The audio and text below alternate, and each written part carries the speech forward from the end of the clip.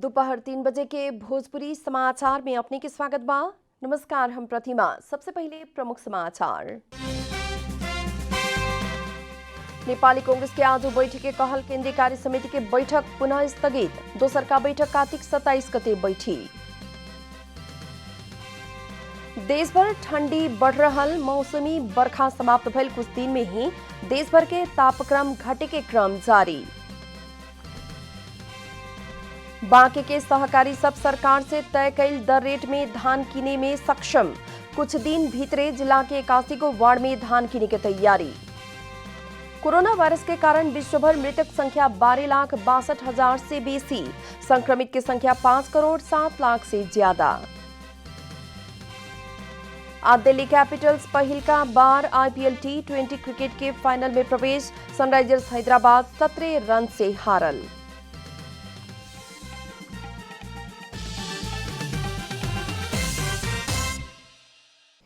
अब पूरा समाचार। नेपाली कांग्रेस के केंद्रीय कार्य समिति के बैठक फिर स्थगित भइल बा। आज खातिर बुलावल गई बैठक कार्तिक 27 गते तकले बढ़ावल गई है।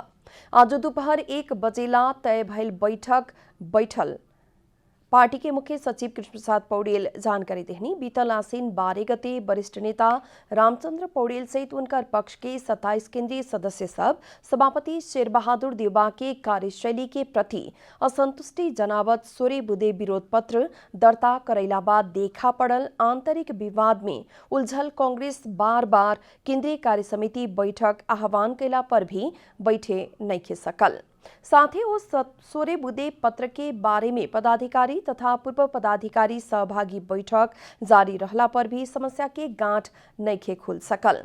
इतवार के सभापति देउबा निवास बुढ़ा नीलकंठ में बैठल बैठक विभाग यथावत राखत क्रियाशील सदस्यता तथा समायोजन लगायत के एजेंडा में सहमति के प्रस्ताव अब बैठे वाला केंद्रीय समिति में पेश करे के मौखिक सहमति कैले बा। नेपाल में प्रजातंत्र पुनर्स्थापना खातिर 2046 में भयल जन आंदोलन के सर्वोच्च कमांडर स्वर्गीय गणेशमान सिंह के 106वां जन्म जयंती आज विभिन्न कार्यक्रम के आयोजना करत मनावल जा रहल बा। नेपाली राजनीति में त्याग आ साहस के उच्च उदाहरण के रूप में रहल गणेशमान सिंह सब केहू के निष्ठा के केंद्र बने में सफल रहने। वहां के विक्रम संवत 2046 के जन आंदोलन सफल भइला बाद तत्कालीन राजा वीरेंद्र द्वारा प्रधानमंत्री बनेला कैल गेल आग्रह में आपन समकक्षी नेता कृष्ण प्रसाद भट्टराई के आगे बढ़ावत नेपाली राजनीति में त्याग के उच्च नमूना प्रस्तुत कैले रहने। विक्रम संवत 1972 कार्तिक 24 गते काठमांडू के क्षेत्र पार्टी में जन्मल नेता सिंह के 2054 साल आसीन 2 गते निधन भइल रहे। सिंह विक्रम संवत 1997 साल में स्थापना भइल नेपाल के पहिलका राजनीतिक पार्टी प्रजा परिषद के सदस्य होके राणा शासन हटावे के अभियान में भी अपना के सक्रिय बनौले रहने। बीपी कोइराला के निधन के बाद कांग्रेस के सर्वोच्च नेता के रूप में गणेशमान 2042 साल के सत्याग्रह आंदोलन के नेतृत्व भी कैले रहने। विक्रम संवत 1997 से अनवरत राजनीति में समर्पित कड़ा स्वभाव और जुझारू व्यक्तित्व के सर्वप्रिय नेता गणेशमान के महत्वपूर्ण योगदान 2046 साल में भी रहल। कम्युनिस्ट संगे मिलके पंचायत विरुद्ध आंदोलन के घोषणा करे वाला सिंह ओ आंदोलन के सर्वोच्च कमांडर होके सबके होके प्रिय भी बनल रहने। नुआकोट में इस साल दिवाली में देवसी भैलो ना खेले मिले। जिला प्रशासन कार्यालय नुआकोट में इतवार के बैठल जिला संकट व्यवस्थापन केंद्र के बैठक के निर्णय पश्चात कार्तिक 26 गते से दोसर आदेश ना होखे तक निषेधाज्ञा लगावल गेल बा। कोरोना वायरस के संक्रमण फैले के डर से दिवाली में देवसी भैलो खेले ना देवे के जिला प्रशासन कार्यालय नुआकोट जानकारी देले बा। 26 गते से लागू होखे वाला निषेधाज्ञा के पालना करेला सब केहू के अपील कल गेल बा। निषेधाज्ञा के समय में सामान्य दैनिकी चलावेला बाजार क्षेत्र खुला रखे के गाड़ी संचालन लगायत के अत्यावश्यक काम करेला स्वास्थ्य मापदंड के पालना करे खातिर भी प्रशासन जानकारी करौले बा। प्रेस काउंसिल नेपाल द्वारा सार्वजनिक अपराध संगे जुड़ल विषय में अनुसंधान प्रभावित होके किस्म से समाचार संप्रेषण न करेला अपील कल गेल बा। काउंसिल द्वारा सार्वजनिक अपराध संगे संबंधित व्यक्ति साक्षी आ पीड़ित के हक में अनुसंधान तहकीकात होके से पूर्व ही अनुमान के भरोसे समाचार संप्रेषण न करेला आग्रह कल गेल बा। साक्षी पीड़ित आ प्रमाण समेत के सुरक्षा में पर्याप्त ध्यान न दे के समाचार संप्रेषण भइला पर सत्य तथ्य छानबीन लगायत समग्र न्यायिक प्रक्रिया में असर पड़े के उल्लेख कैने। अपराधजन्य घटना संगे जुड़ल व्यक्ति साक्षी आ पीड़ित के हक में अनुसंधान पूर्व ही संचार माध्यम आ सामाजिक संजाल सबसे नाम सार्वजनिक न करेला आ न करावेला आम संचार माध्यम पत्रकार आ सामाजिक संजाल प्रयोगकर्ता सबसे काउंसिल आग्रह भी कैले बा। मौसमी बरखा समाप्त भइल कुछ दिन ना बीतत देशभर के तापक्रम घटे के क्रम बढ़ गेल बा। कार्तिक के दोसर का हफ्ता से हुमला में ठंडी बढ़े लगला बाद हुमला के हिलसा क्षेत्र में पानी जमे लागल बा। रात के समय में अत्यधिक ठंडी भइला से सवेरे के समय में धारा सब में पानी जमे लागल बा। ओने मुस्तांग में भी कुछ दिन एने ठंडी बढ़े के साथ ही हिमपात भी शुरू हो चुकल बा। रात के समय मुस्तांग के तापमान -2 तक गिरे लागल बा। डोलपा में भी ठंडी बढ़े लागल बा। आज सवेरे डोलपा के तापक्रम 2 डिग्री मापन कल गेल रहे। जुमला के तापक्रम -0.7 मापन कल गेल बा। वही लेखा हिमाल पार के जिला मनांग के तापक्रम भी घटे के क्रम में बाटे। भोजपुरी समाचार में आप छोट विश्राम।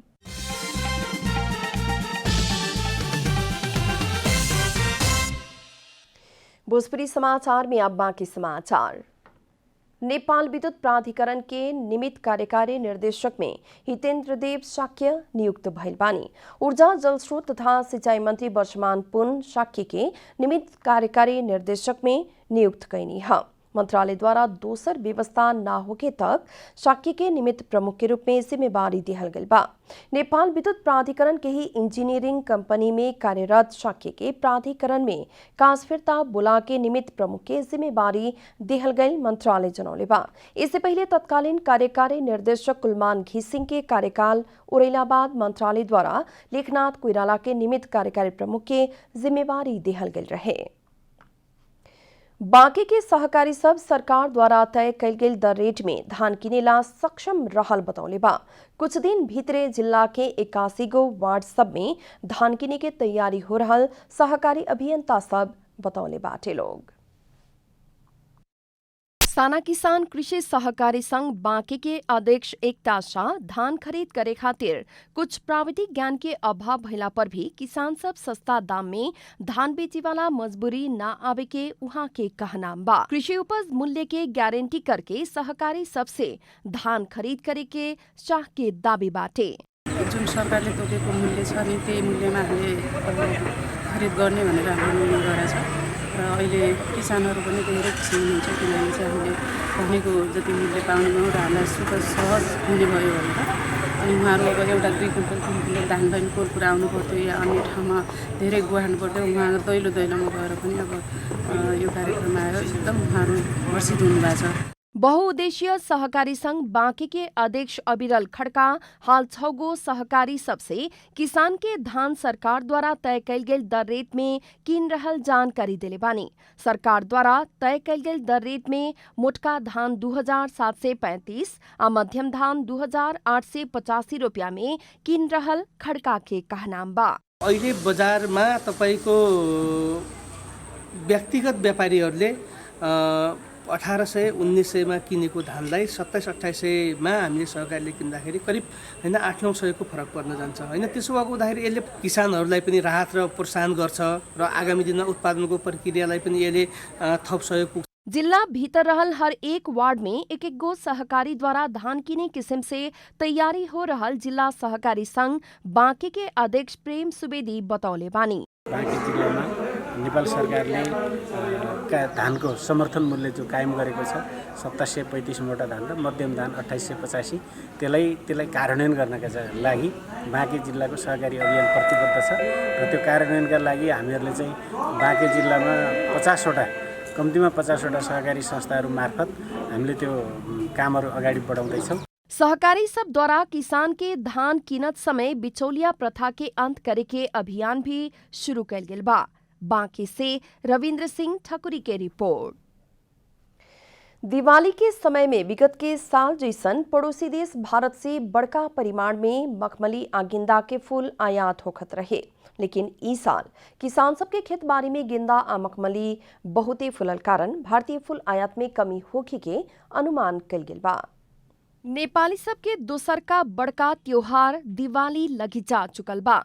दिवाली के फूल सबके त्योहार कह के भी चिन्हल जाला। हर साल भारत से फूल आयात करे के बाध्यता बाटे। इस साल पूर्वी नेपाल में व्यावसायिक फूल के खेती होखल कारण भारतीय बाजार से फूल के आयात घटे के अनुमान कल गेल बा। सुनसरी के महिला सब गेंदा आ मखमली फूल के सामूहिक खेती कैले बाड़ी लोग। बजार त अब यो इटहरीको लागि धेरैहरूले पनि निकाल्नु भएको छ साथीहरूले हैन, हाम्रो पनि त्यसमाथि अझ थप भएको छ। सायद अब पुग्न पनि सक्छ होला यसपालिको यो मान्छेहरूको फूल खेती चाहिँ बढेकै छ, बेसी मात्रामा छ। इन्डियाबाट नआए पनि पुग्न सक्छ सायद। गेंदा आ मखमली कार्तिक महीना में फुलाला। इस साल दिवाली कार्तिक अंतिम आ भाईटीका अगहन 1 गते पड़ल कारण भी पूर्वी नेपाल में नेपाली फूल ही पर्याप्त होखे के अनुमान कल गेल बा। लेकिन दिवाली पहले ही फूल फुला चुकल कारण सूखे के चिंता किसान सबके सता रहल बा। यारसम्म हामीलाई जोगाउन मुस्किल छ। अब के गर्ने कसो गर्ने, अब साथीहरूसँग सल्लाह गरिरहेको छौँ। के हो भने बा उयो भएर जान्छ। धेरै यस्तो भइसकेको छ है, कालो कालो। नेपाल में फूल सब पर्याप्त मात्रा में फुल्ला पर भी भारतीय बाजार से कम दाम में फूल सब आयात होखेला। इस साल स्वदेशी उत्पादन के बढ़ावा देवे खातिर भी स्थानीय तह द्वारा स्थानीय स्तर से ही फूल के कारोबार करे के सुझाव दिहल गेल बा। सुनसरी से दिनेश कजमेर की रिपोर्ट। अब आर्थिक समाचार।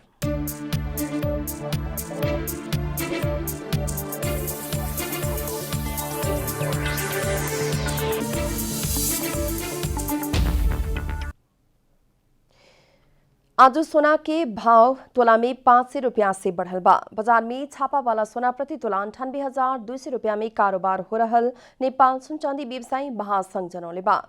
इतवार के छापा वाला सोना प्रति तोला 97,700 रुपया में कारोबार भइल रहे। सुमार के तेजाबी सोना प्रति तोला 97,700 रुपया में कारोबार हो रहल बा। चांदी के दाम भी तोला में 10 रुपया से बढ़ के प्रति तोला 1,285 रुपया में कारोबार हो रहल महासंघ जनौले बा। अंतर्राष्ट्रीय बाजार में सोना के दाम बढ़ के प्रति औंस $1,961 के करीब में कारोबार हो रहल बा। नेपाल उद्योग परिसंघ के पदाधिकारी आ बेल्जियम खातिर नेपाली राजदूत गेहेन्द्र राज भण्डारी के बीच आर्थिक कूटनीति आ लगानी प्रवर्धन के विषय में छलफल भइल बा।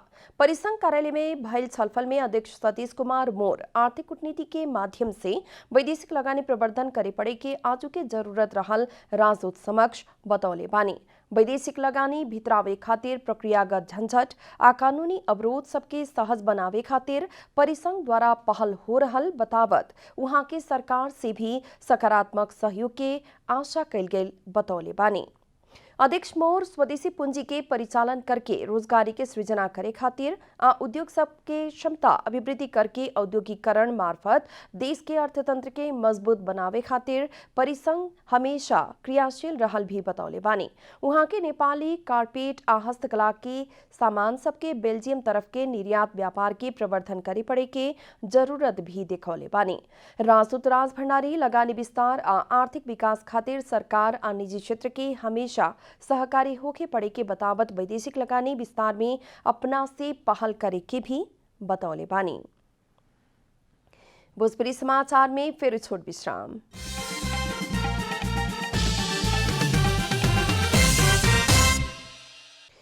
भोजपुरी समाचार में अब अंतर्राष्ट्रीय समाचार।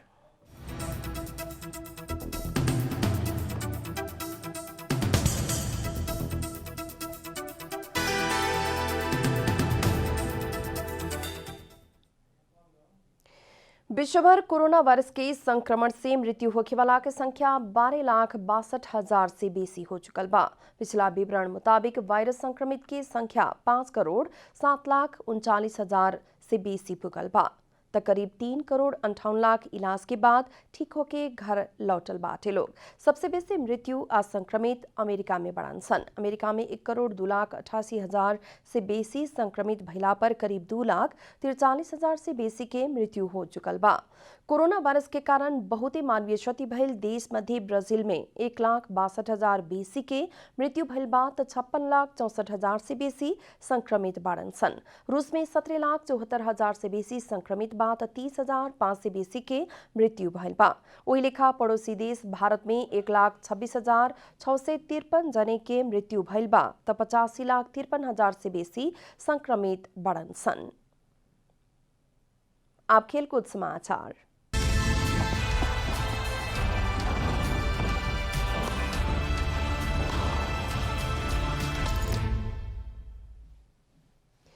Delhi Capitals Indian Premier League IPL T20 cricket के फाइनल में प्रवेश कैले बा। अबुधाबी में इतवार के रात भइल दोसर का क्वालिफायर में सनराइजर्स हैदराबाद के 17 रन से हरावत दिल्ली फाइनल में प्रवेश कैले बा।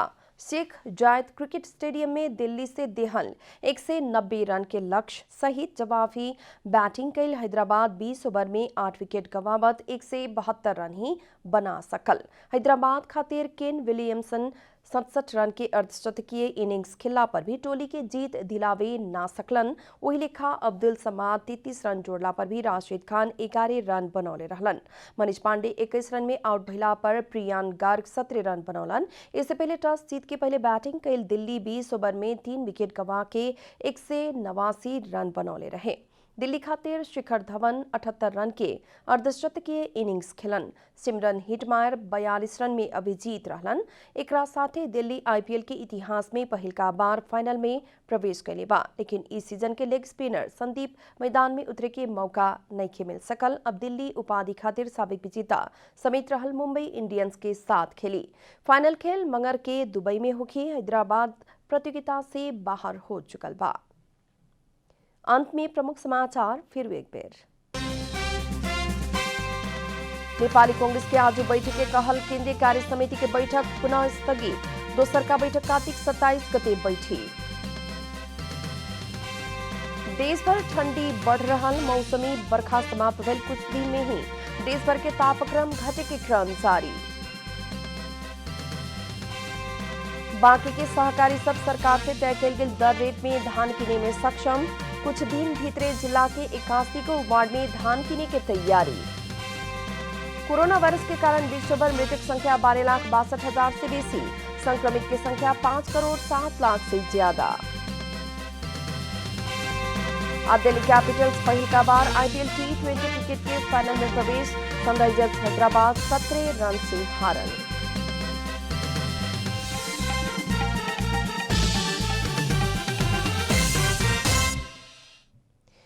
भोजपुरी समाचार अभी खातिर इतना ही। जनता द्वारा जनता खातिर प्रसारित जनता टेलीविजन के कार्यक्रम सब यूट्यूब, ट्विटर, फेसबुक हमनी की वेबसाइट जनतासमाचार.com में भी पढ़ आ देख सकतानी लोग। सूचना में अपने के सहभागिता, समय में समाचार हमनी के प्रतिबद्धता। नमस्कार।